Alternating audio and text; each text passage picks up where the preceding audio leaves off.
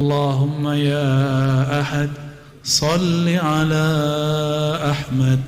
اللهم يا أحد صل على محمد. اللهم يا أحد صل على المهدي خليفتك يا الله يا أحد.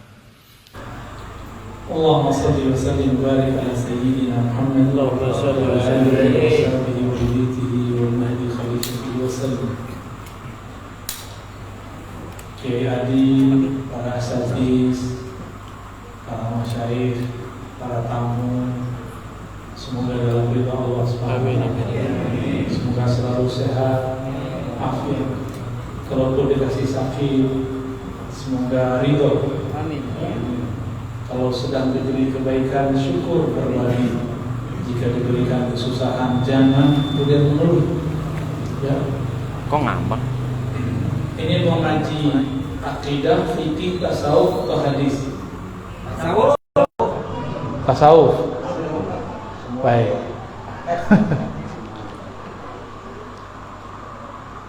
Suatu kali Rasulullah Sallallahu Alaihi Wasallam didatangi seseorang dan dia bertanya, wahai Rasulullah, inna syara'i al-Islam qad kasurat alayya. Syariat Islam sudah terlalu banyak yang saya dengar. Bingung memulai dari mana. Tolong tunjukkan aku amalan yang mencakup semua itu. Lalu baginda Rasulullah SAW mengatakan, la yazalu lisanuka rataban bidzikrillah. Jika syariat Islam terlalu banyak bagimu, ilmumu sudah kebanyakan, lalu kamu bingung mulai dari mana, maka ketahuilah amal yang paling mencakup semuanya, tujuan dari amalan itu cuma satu, zikrullah. Maka kemudian Nabi mengatakan, la yazalu lisanuka ratban bi dzikrillah. Lisanmu senantiasa basah, tergerak untuk menyebut-nyebut nama Allah. Lisan itu ada dua, ada lisan zahir, ini dia. Ada lisan batin, lisan qalbu. Tujuan dari lisan ini supaya lisan yang di qalbu ikut berzikir. Duluan mana yang berzikir? Qalbu atau lisan? Qalbu. Itu mukmin namanya. Tapi kalau duluan lisan, itu namanya munafik. Imam Ghazali ditanya muridnya mengenai tingkatan orang baca zikir. Apa kata beliau? Tingkatan pertama, lidah membaca, hati melayang.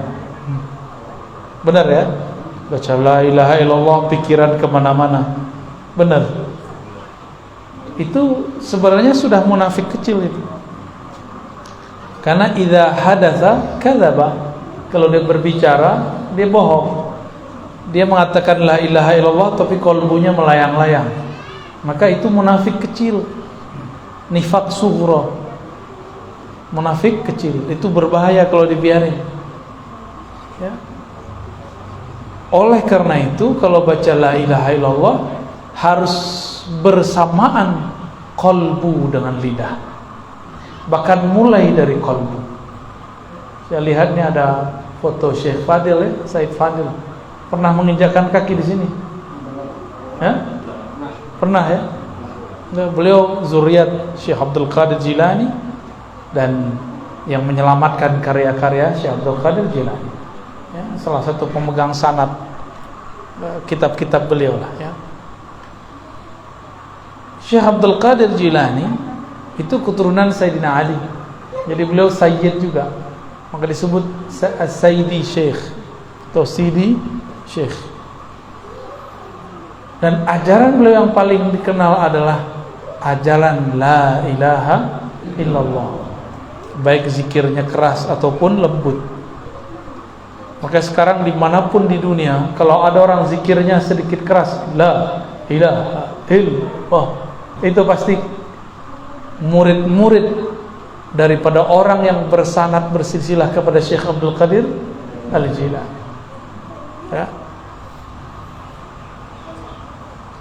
Syekh Abdul Qadir Al-Jilani mengajarkan kalau baca la ilaha illallah supaya sesuai qalbu dengan lisan, maka ada pemaknaannya. La ilaha itu nafi, menolak selain Allah. Illallah hanya menerima Allah semata. Ya. Duluan mana? Menolak atau menerima? Coba buka ayat kursi. Allahu la ilaha illahu. Allah dulu baru la ilaha illahu. Allah itu isbat. Kita tetapkan dulu nama Allah di qalbu, baru baca la ilaha. Ilaha dengan pikiran. Maka kalau orang belajar zikir dalam thariqah, itu pasti la ilahanya diarahkan ke pikiran. La ilaha. Itu kan? Itu rahasianya begitu. Karena pikiran ini bisa mikir banyak. Kalau kolbu nggak bisa banyak, kolbu cuma satu. Kolbu hanya mampu memikirkan satu, hanya mampu mengarah kepada satu. Nggak bisa dua. Ya, tidak ada dua kolbu di satu dada, nggak ada. Ya. Nah, ini tips. Jadi kenapa nih kita kalau zikir la ilaha illallah nggak ada rasanya? Karena tidak mengikuti teknik ayat kursi. Nah, ini teknik ayat kursi. Sebelum baca la ilaha illallah, sebut dulu nama Allah di qalbu. Allah, Allah, Allah. Isbatkan dulu, tetapkan dulu nama Allah di qalbu. Baru baca la ilaha, dihunjam lagi ke tempat qalbu yang tadi baca Allah. Illallah. Kalau nur ketemu nur, disebut nurun ala nur. Nama Allah itu cahaya. Kita masukin lagi nama Allah, cahaya lagi. Cahaya berlapis-lapis cahaya.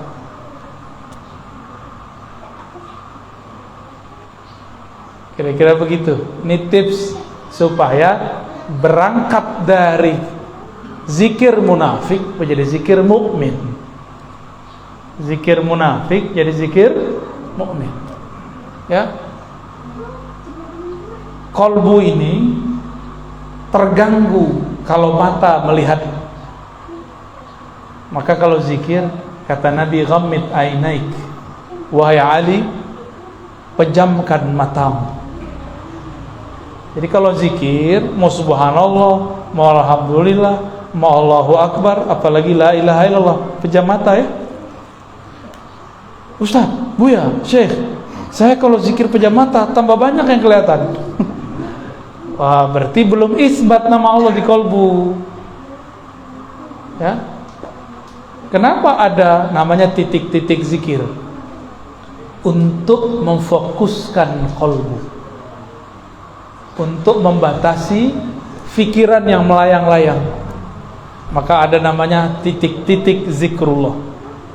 Ya, kita ini kalau jalan nggak pakai GPS, bingung mau kemana. Maka teknik diambil dari titik pusat, dibawa ke ubun itu, semua itu namanya GPS la ilaha illallah.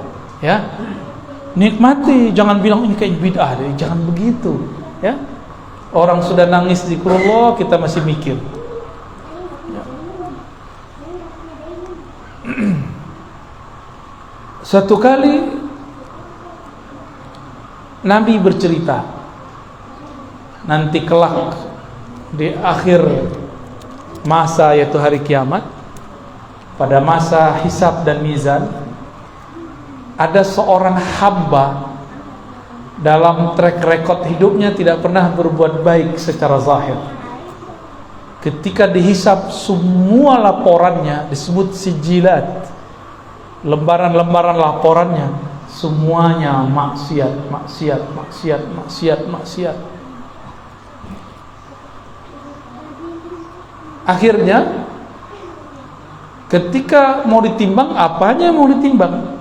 Semuanya maksiat, sepanjang mata memandang, laporan semuanya maksiat. Pohon lapor, dia maksiat. Binatang lapor, dia maksiat. Malaikat lapor, dia maksiat. Tanah lapor, dia maksiat. Dia diam aja. Ini orang diam aja. Di dalam hatinya menyimpan satu rahasia. Ya. Malaikat azab dalam hadis Imam Baihaqi dan Imam Tirmizi, dua riwayat ya, menyebutkan bahwa malaikat azab kemudian menarik dia untuk diseret masuk neraka. Maka dirantailah orang ini dengan rantai yang sudah disiapkan oleh malaikat azab. Tapi belum rantainya itu sampai, tiba-tiba Allah berkalam, wahai malaikatku yang sedang bertugas, ada satu hal yang belum kalian periksa, satu hal yang belum kalian timbang. Apa itu? Bedah isi dadanya, bedah isi kolbunya. Lalu malaikat pun membedah kolbunya, dikeluarkan ternyata jantungnya berdenyut menyebut nama Allah, Allah, Allah, Allah, begitu. Di riwayat Imam Tirmizi itu jantungnya, kolbunya membaca la ilaha illallah, dan itu tertulis, ada nur di dalam kolbunya. Apa kata Allah? Tuh, catat, timbang. Dicatat oleh malaikat, ditimbang. Bahkan di riwayat itu dikatakan kolbunya diambil, jantungnya diambil, lalu langsung timbang. Apa yang terjadi?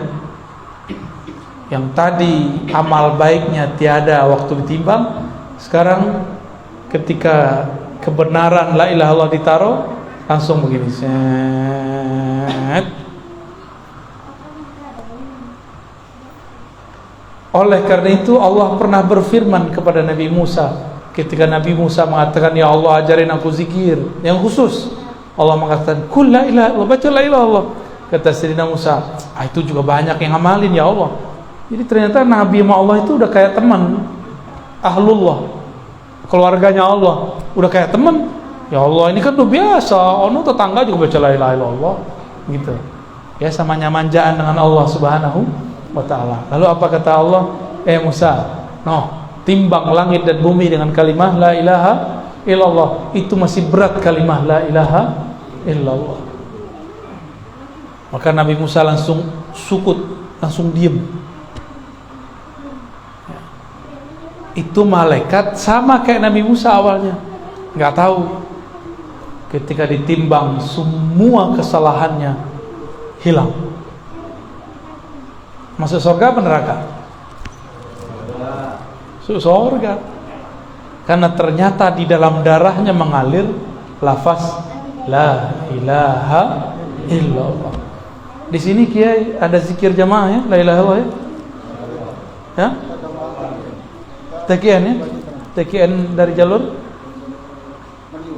Madiun.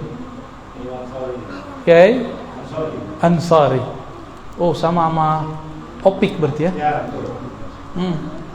Sahabat saya Opik.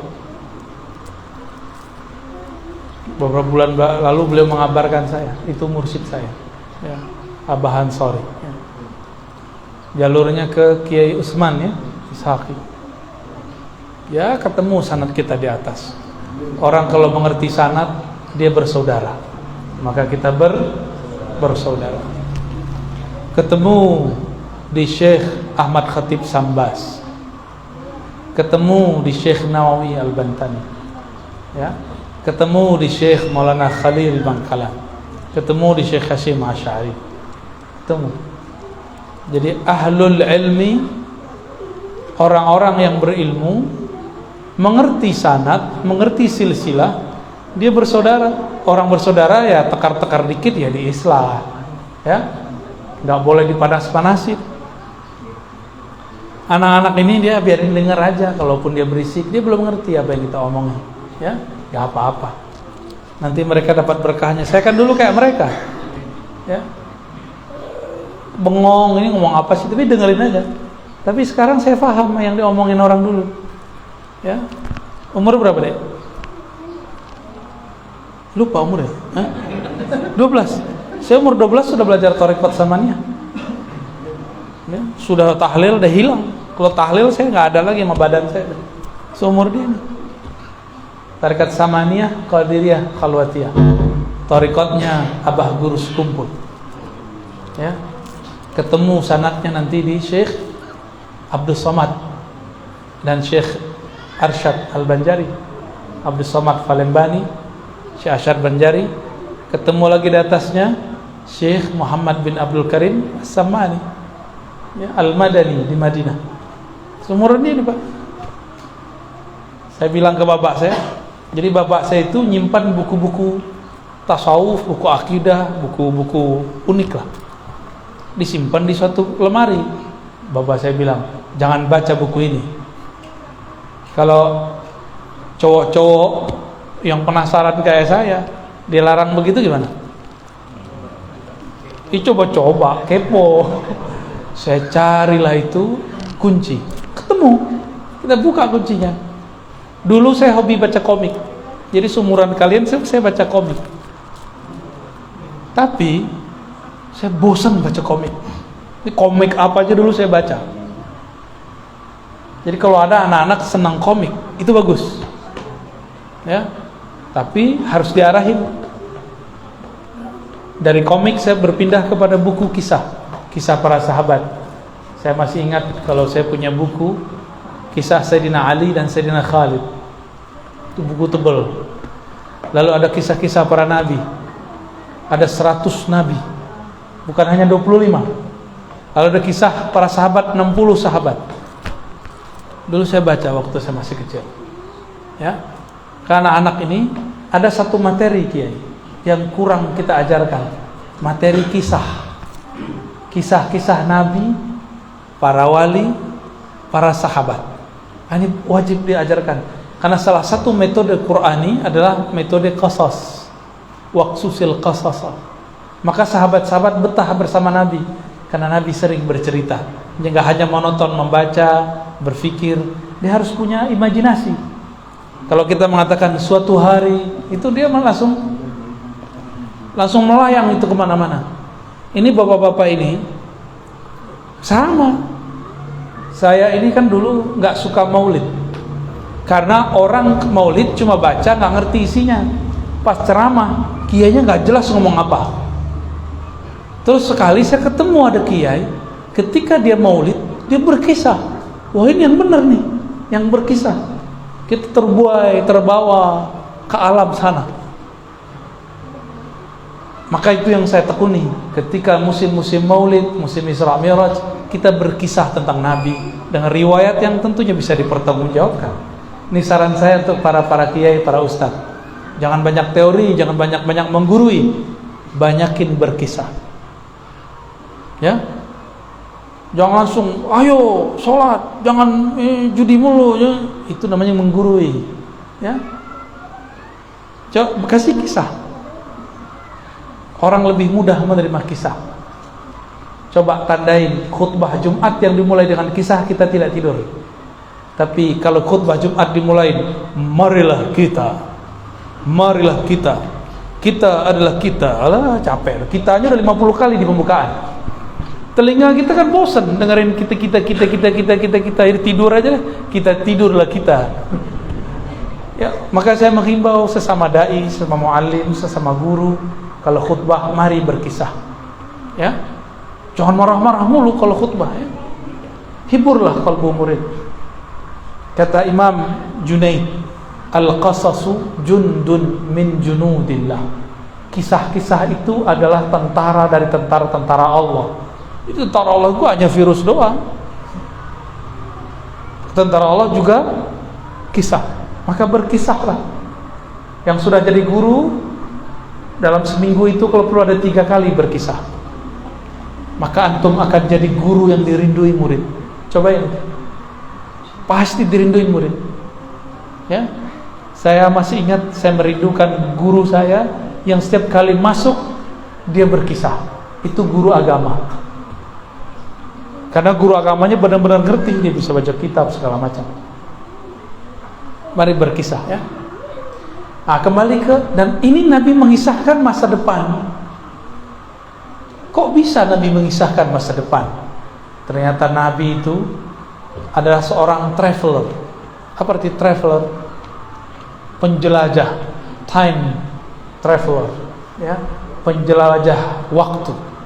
Kok bisa? Kalau di film-film kan ada mesin waktu. Itu mah terlalu ngayal.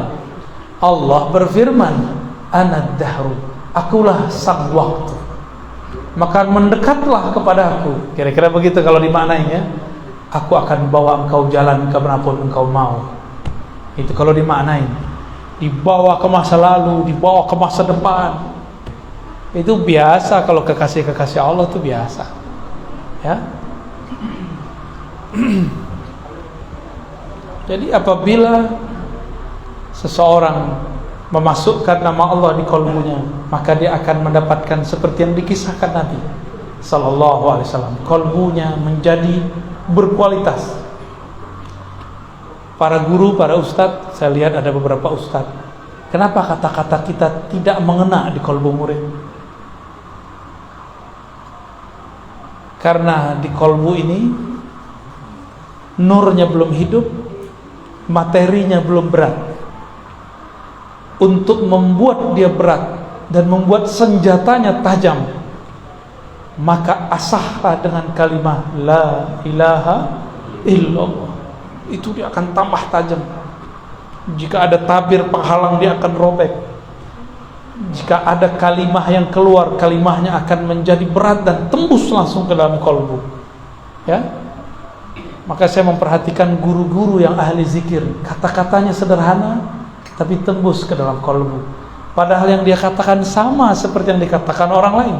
Tapi kenapa ketika guru ini yang ngomong, kok enak di kalbu? Ternyata dia kalbunya penuh isi. Maka ketika dia menembakkan kalam-kalam, di situ ada isi kalimatullah.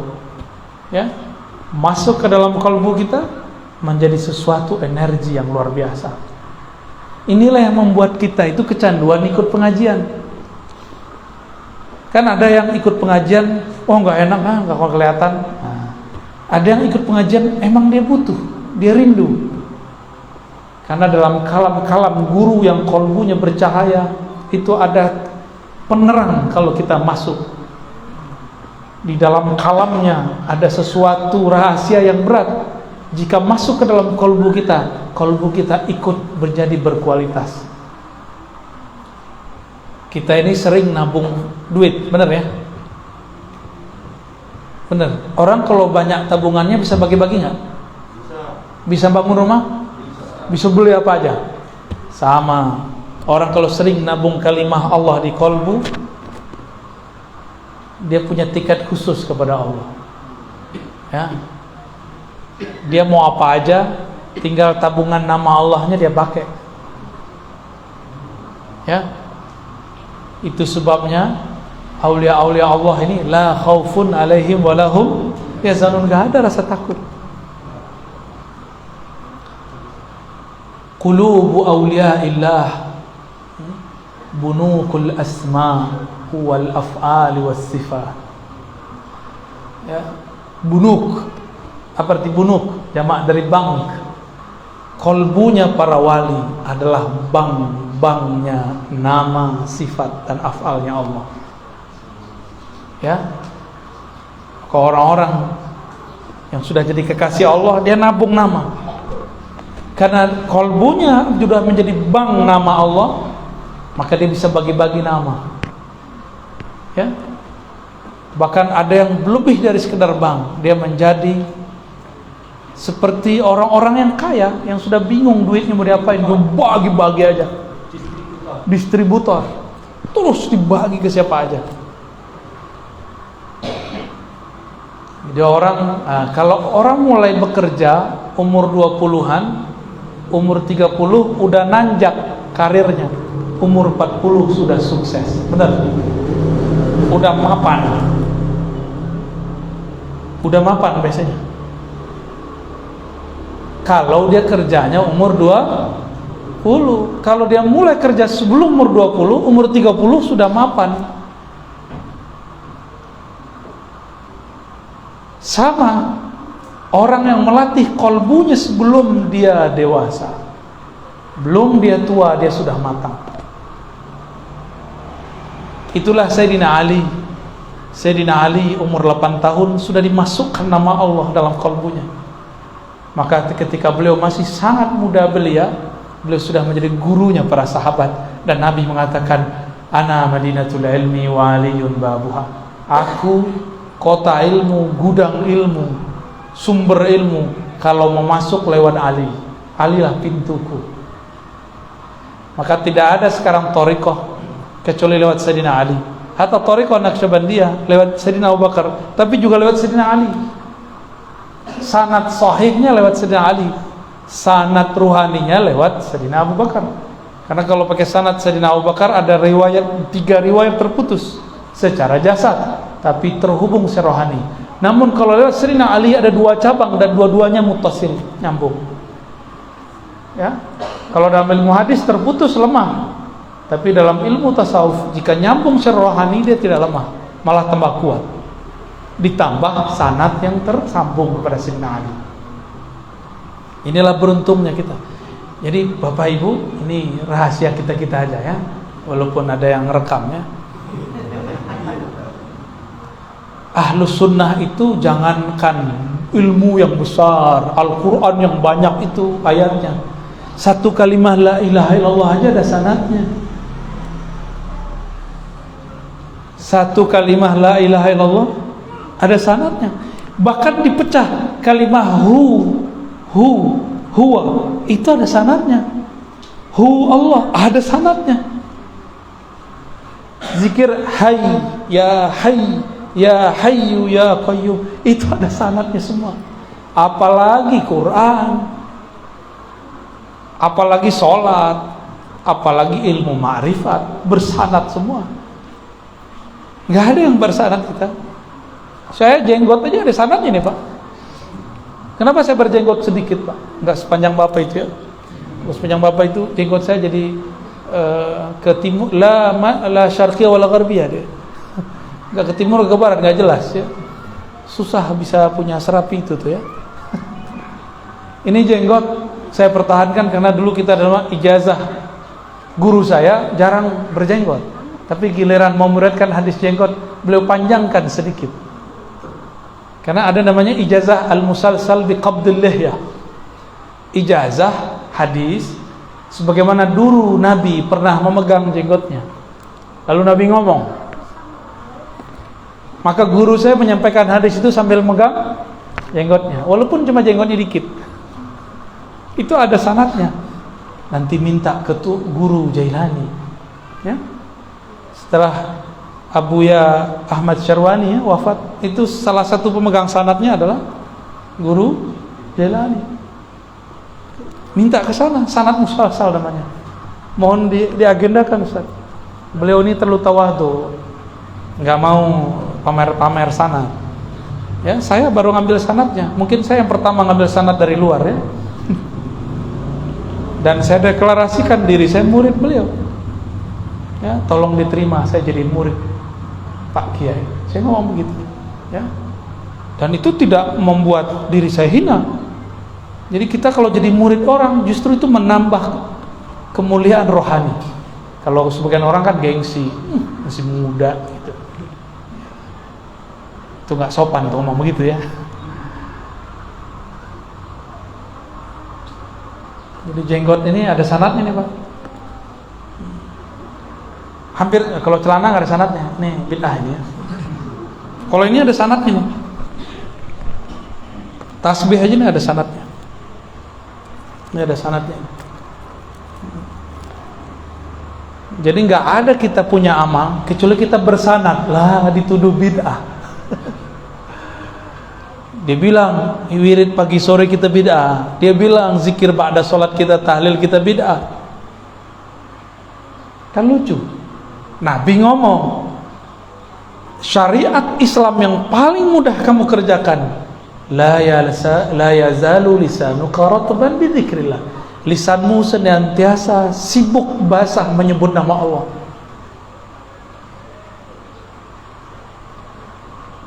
Di akhir surat Al-Jumu'ah Gimana ayatnya? Pak, gimana ayatnya? Fa idza qudiyatis shalah fantashiru. Ya, terus ya, kawan kita pakai ayat itu dalil untuk membantalkan zikir ba'da sholat. Kan kacau itu, Pak. No, ayatnya apabila selesai sholat Jumat maka langsunglah kamu bertebaran mencari rizki Allah. Ya salam, kalau mau berdalil jangan pakai terjemahan, ya. Kita mentafsir saja itu ada sanadnya, disebut tafsir bil ma'thur. Gak boleh asal-asal ngomong. Jika selesai sholat fantashiru, maka bertebaranlah. Ini dalil bahwa ba'da sholat gak boleh berzikir. Bid'ah mimpin zikir. Kata kawan, kita tanya sama dia, boleh nggak mentakwil, mentaksir dengan ra'yu, dengan akal pikiran? Oh, nggak boleh. Kita tanya balik, kamu tahu tafsir itu dari mana? Oh, itu dari teksnya. Berarti dia pakai akal-akalan. Yang ngerti makna ayat ini siapa? Rasulullah Sallallahu Alaihi Wasallam. Rasulullah pada salat Jumat langsung bertebaran atau zikir dulu? Zikir dulu. Tapi ada dua riwayat yang berbeda. Sayyidah Aisyah punya riwayat, beliau tinggal di rumah. Kata Sayyidah Aisyah, Nabi kalau ba'da salat baca istighfar, lalu Allahumma anta salam dan balik. Kata Sayyidah Aisyah. Tapi kata Sayyidina Abu Hurairah, kata Sayyidina Abdullah bin Umar, kata Sayyidina Abdullah bin Abbas, Abu Sa'id Al-Khudri, Jabir, Ibn Mas'ud, semuanya sepakat meriwayatkan Nabi kalau ba'da salat itu zikirnya beragam. Ada yang istighfar ini, ada yang istighfar itu, ada Allahumma anta salam, ada yang la ilaha illa syarikalah, Allahumma la mana lima ataita, ada yang zikir Fatihah, ada yang subhanallah 3 kali, ada subhanallah 25 kali, begitu beragam. Oleh guru-guru kita dulu, ketika Tuan Guru Syekh Muhammad Arsyad Al-Banjari pulang dari Madinah, maka dia ajarkan murid-muridnya, ada namanya perukunan. Benar, di perukunan itu amal orang Madinah dulu. Jadi kalau kita datang ke tempat-tempat orang tua-tua lama di Madinah, itu zikirnya sama seperti yang ada di perukunan, persis sama, nggak jauh beda. Astaghfirullahaladzim, la ilaha illa huwal hayyul qayyum, atubu ilaih. Ada semua. Min dzalika billazi alam, ada semua, ya. Habis itu Allahumma anta salam, habis itu la ilaha illa syarikalah, habis itu Fatihah, ayat kursi. Ya, benar enggak? Habis itu surah Al-Imran, ya. Inna dina indallahil Islam. Habis itu baru tasbih 33, alhamdulillah 33, Allah akbar 33, tahlil. Ditutup dengan asyhadu an la ilaha illallah wa syarikalah, ilahu wahidahu wa rabban syahidallah. Semuanya itu amalan mereka semua. Dulu diamalkan oleh orang Madinah. Sekarang di Masjid Madinah amal itu sudah tidak ada. Pindah ke Pulau Kalimantan, ya. Pindah ke Balikpapan. Udah dibuang oleh mereka. Maka kita nggak boleh bercerita tentang Nabi satu riwayat. Ada kaedahnya. Jika riwayatnya tentang isi rumah tangga, amal Nabi di dalam rumah, maka riwayat istri-istri Nabi lebih sahih. Contoh, cara Nabi buang air kecil, cara Nabi mandi, cara Nabi tidur, amal-amal yang Nabi lakukan di Madinah, di dalam rumah, maka riwayat istri-istri Rasulullah SAW itu lebih kuat. Adapun jika riwayatnya berkaitan dengan luar rumah, maka riwayat sahabat dianggap lebih kuat. Nah, ini ada ilmunya, ya. Ada kaedah-kaedahnya begitu.